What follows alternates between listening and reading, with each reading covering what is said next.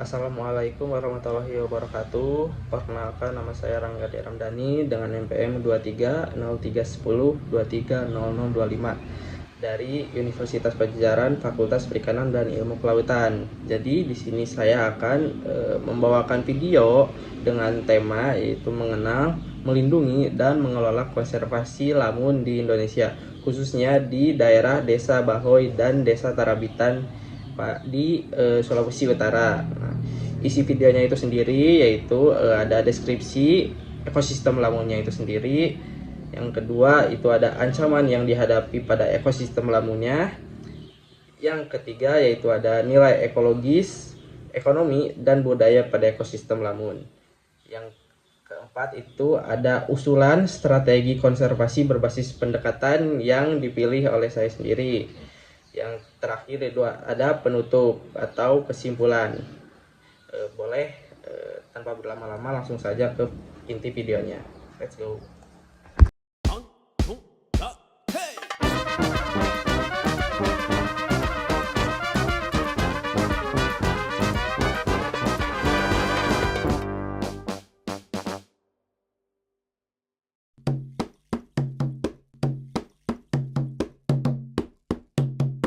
Nah, Desa Bahoy dan Desa Tarabitan ini merupakan desa pesisir yang terletak di Kecamatan Likupang Barat, Kabupaten Minahasa Utara, Provinsi Sulawesi Utara. Desa ini dikenal sebagai pionir konservasi pesisir berbasis masyarakat di wilayah Coral Triangle Indonesia, khususnya pada sektor Padang Lamun. Menurut sumber dari video yang saya cantumkan ini, kebanyakan spesies di Desa Bahoy dan Desa Tarabitan ini yaitu spesiesnya adalah Enhalus acorides. Enhalus acorides ini memiliki struktur seperti pada gambar. Yang pertama itu ada buah, daun, rizoma, dan akar. Nah, buah Enhalus acorides ini memiliki ciri-ciri yaitu bentuknya seperti telur dan biasanya tumbuh di atas permukaan air. Yang kedua, dihasilkan dari proses penyerbukan silang antara bunga jantan dan betina. Untuk fungsinya, buah ini memiliki fungsi alat perkembangbiakan generatif dan juga buah matang akan jatuh dan membantu menyebarkan benih secara alami. Yang kedua ada daun. Daun Enhalus acorides ini memiliki bentuk seperti pita panjang dan lebar. Juga daun ini dapat mencapai panjang hingga 1,5 meter. Yang kedua ciri-cirinya adalah tumbuh tegak ke atas dari rizomanya. Untuk fungsinya sendiri, daun ini memiliki fungsi yaitu untuk fotosintesis, menangkap sedimen, dan juga memberikan habitat dan tempat berlindung bagi biota laut seperti ikan, moluska, dan udang. Yang ketiga ada rizoma. Rizomanya ini memiliki ciri-ciri yaitu struktur batang menjalar di bawah substrat. Substrat itu bisa berpasir atau berlumpur dan juga berbatu. Bentuknya seperti rimpang horizontal. Yang kedua ciri-cirinya adalah tumbuh mendatar dan menjadi penghubung antar tunas daun. Nah, tidak lupa juga rizoma ini memiliki beberapa fungsi. Yang pertama itu untuk perkembangbiakan vegetatif, juga menambatkan lamun pada substrat. Yang terakhir itu menyimpan cadangan makanan. Nah, yang terakhir itu ada akar. Akar ini memiliki ciri-ciri yaitu tumbuh dari rizoma menembus ke dalam substrat.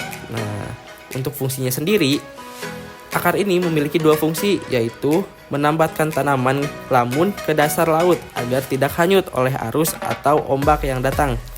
Yang kedua, itu menyerap nutrisi dari sedimen.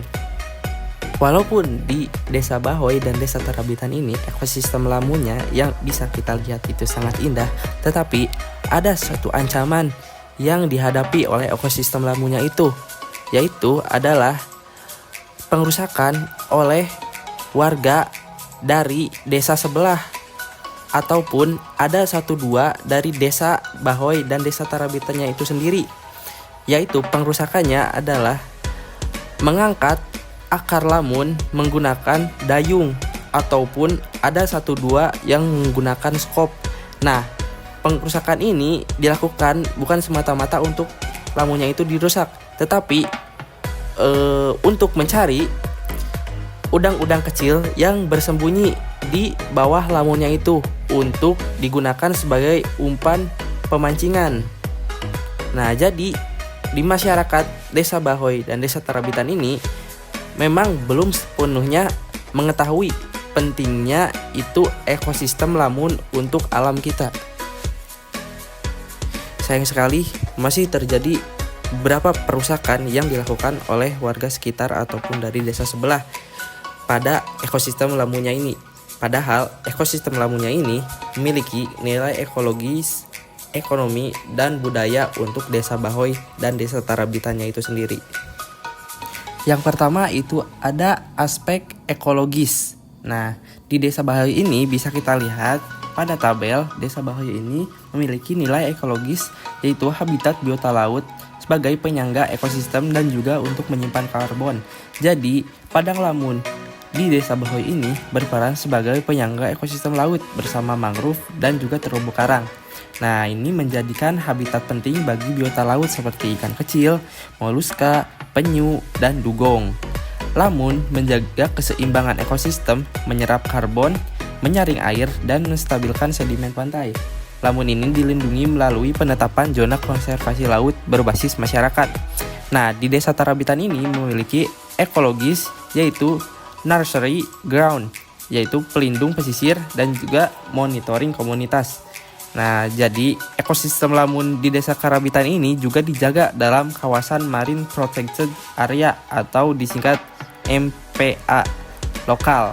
Nah, monitoring rutin ini dilakukan bersama masyarakat untuk memastikan Lamun tidak rusak oleh jangkar kapal atau alat tangkap lainnya. Lamun ini berperan sebagai nursery ground, yaitu untuk ikan dan biota laut yang bernilai ekonomi. Nah, untuk aspek yang kedua itu ada ekonomi. Di desa Bahoy ini, aspek ekonominya untuk mendukung perikanan dan ekowisata. Jadi, konservasi Lamun ini mendukung untuk keberlanjutan sumber daya ikan bagi nelayan lokal. Ekosistem Lamun yang sehat menarik wisatawan untuk snorkeling dan ekowisata yang menghasilkan pendapatan alternatif bagi masyarakat. Menjaga Lamun ini berarti juga menjaga stok ikan harian nelayan, terutama ikan karang, cumi, dan rajungan. Nah, di desa Tarabitan ini, aspek ekonominya yaitu hampir sama, yaitu menjaga hasil tangkapan nelayan lokal. Jadi artinya adalah Lamun sebagai habitat penting untuk mendukung tangkapan nelayan skala kecil. Nah, konservasi Lamun untuk membantu menjaga hasil tangkapan stabil sepanjang tahun. Jika rusak, masyarakat baru menyadari dampaknya langsung pada penghasilan. Ini menjadi insentif alami untuk menjaga Lamun. Yang ketiga itu ada nilai budaya. Nilai budaya dari ekosistem Lamun di desa Bahoy yaitu adalah larangan lokal, musyawarah adat, dan edukasi lingkungan, yang berarti masyarakat memiliki kearifan lokal dalam membatasi aktivitas di sekitar Lamun, seperti larangan menggunakan alat tangkap destruktif seperti jala tarik, pukat dasar, terus dan lain-lainnya. Konservasi Lamun dijalankan melalui musyawarah komunitas dengan pendekatan adat dan sosial. Nilai gotong royong juga terlihat dalam kegiatan rehabilitas Lamun dan edukasi lingkungan untuk generasi muda. Nah, di desa Tarabitan ini, nilai budayanya yaitu adalah warisan leluhur, zona adat, dan nilai spiritual, yang berarti adalah masyarakat harus memandang laut, termasuk padang Lamunnya itu sendiri, sebagai bagian dari warisan leluhur yang harus dijaga. Pengetahuan lokal digunakan untuk mengidentifikasi kerusakan Lamun dan menetapkan zona larang tangkap musiman. Aktivitas menjaga Lamun dilakukan secara bersama menjadi bagian dari identitas budaya pesisir.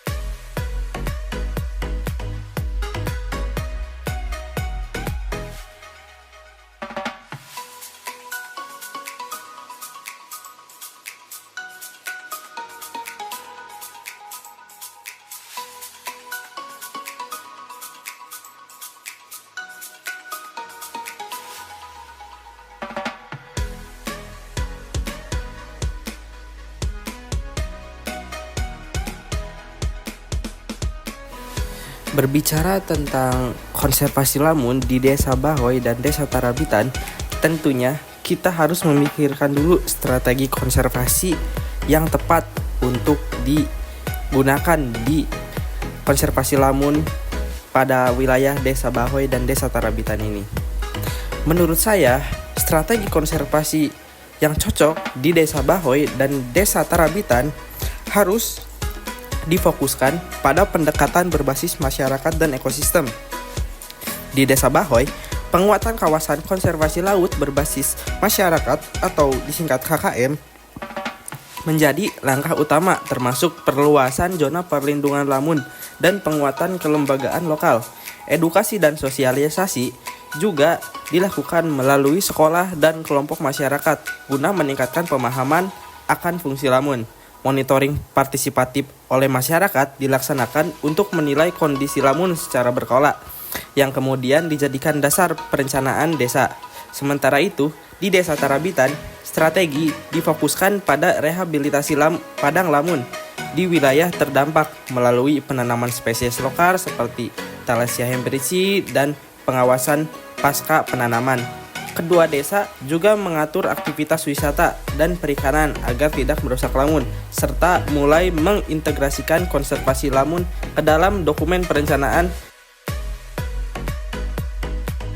Dari video yang saya sudah buat tadi, kesimpulannya, menurut saya, ekosistem di Desa Bahoy dan Desa Tarabitan ini, ekosistem padang lamunnya itu sudah bagus, tetapi kita harus terus menjaganya agar terus berkelanjutan setiap tahun ke tahunnya, agar lamun di Desa Bahoy dan Desa Tarabitan ini tidak habis. Oleh karena itu, kita harus memikirkan strategi yang tepat untuk mengkonservasi lamun di Desa Bahoy dan Desa Tarabitan ini. Seperti yang saya sudah jelaskan tadi, untuk strateginya itu ada beberapa yang harus kita jalankan. Kenapa? Karena kalau tidak kita jalankan strategi konservasinya, kemungkinan nanti ekosistem padang lamun di Desa Bahoy dan Desa Tarabitan ini kian lama akan semakin menipis, dan tidak menutup kemungkinan di suatu saat nanti ketika tidak ada tindak lanjut untuk konservasi lamun ini, maka ekosistem padang lamun ini akan habis.